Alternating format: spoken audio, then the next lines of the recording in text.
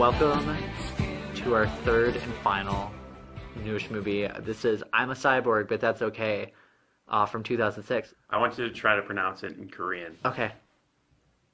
Okay, I gotta take this in spurts. Nope, can't do it. No, I don't think you Cyborg could... Gajiman. Johnny, give it a try. Guanchana. That sounds good to me. Yeah. That's about as good as Any I- word that starts with two S's. and it's 12 letters long. Yeah. Is that in parcel tongue? I think it might be. Anyway, Harry Potter. No. Killing me. Parcel tongue is the snake language. Okay. I'm a Cyborg, but That's Okay, from 2006. Placed in a psych ward for believing she's a robot, troubled Young-gun forsakes food and attempts instead to charge her body with electronic devices. As her health deteriorates, another eccentric patient tries to inspire her to start eating again. Yeah.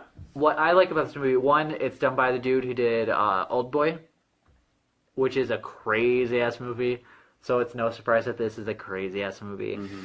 Yeah, what I think I like about it the most is it's told from the perspective of these crazy people in this institution. Mm-hmm. The director's embracing their point of view. So you see her as an actual cyborg, although she's not actually a cyborg, obviously.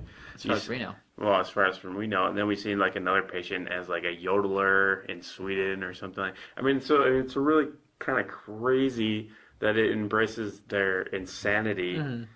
And that's like the setting of the movie. And I thought that was kind of cool. It's really jarring in a way. Yeah, you didn't have like any overarching like dialogue or narration from somebody that isn't crazy along with everybody else. It's like you're getting it from the point of view of these insane people, and so the world kind of reflects that.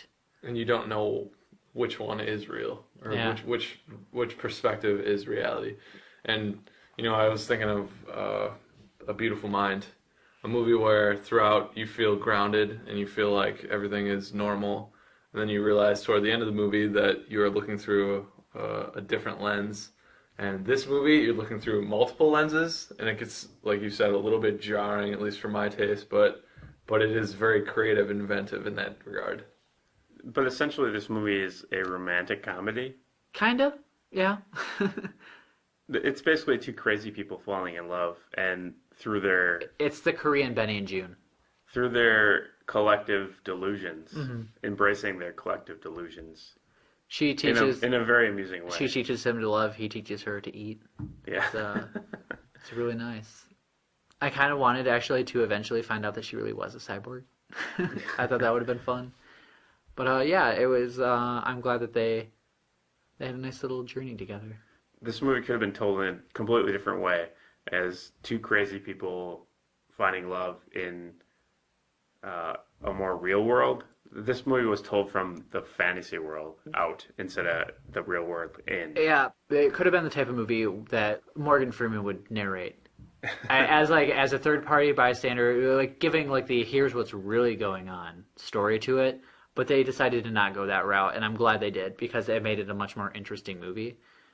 Because I mean, most of the time it's just like, what the fuck?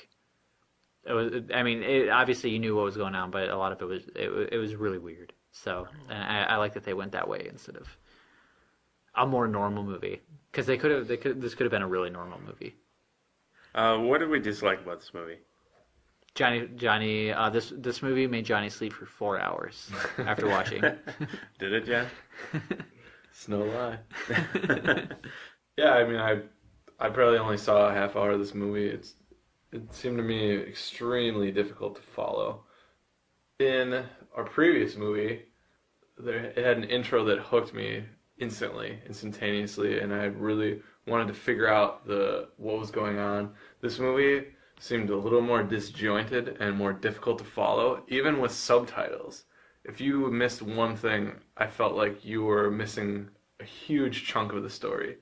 And it got to the point where if I couldn't watch this without sitting, 3 feet in front of my TV and concentrating the whole time, I was like, I'm just gonna go to sleep.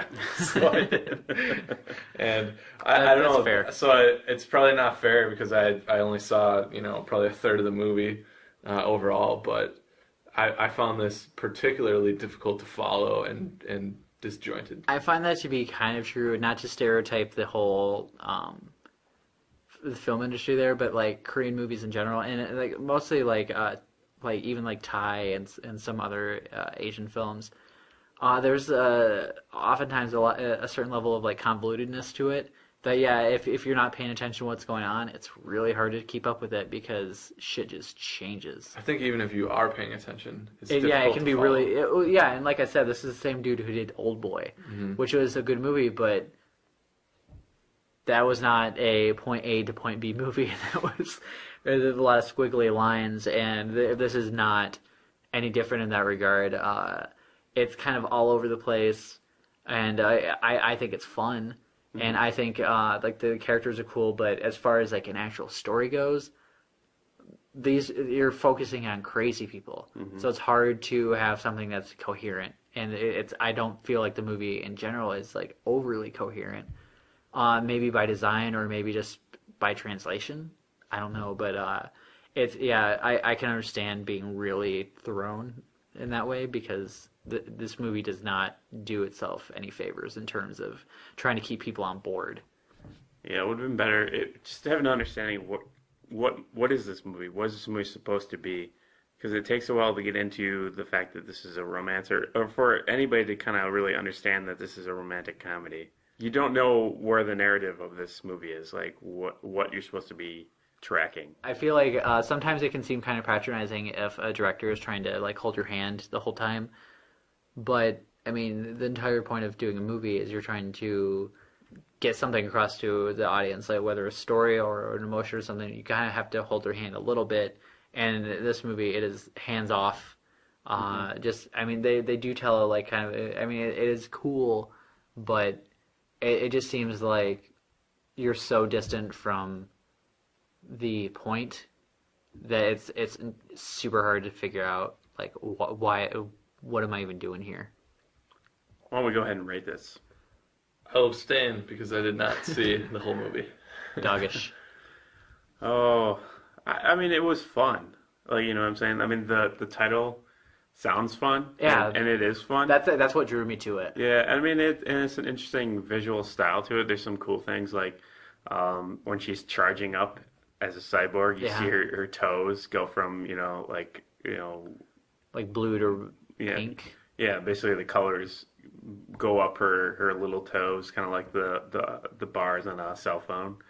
I thought that was cute, and there's a lot of little things like that makes you have fun watching this movie. So I definitely recommend people check it out. It's a little hard to access. It's not the most straightforward foreign movie, but I'm going to give it a 3. I'm gonna give it a 2.5. I really did like it. I don't want it to sound like I'm shitting on it. It was a lot of fun. It did have visual aspects of movies movies and directors that I really like, but it's really hard to follow. There's not a super coherent plot, and I think for somebody that is not a fan of foreign movies, this could be incredibly off-putting.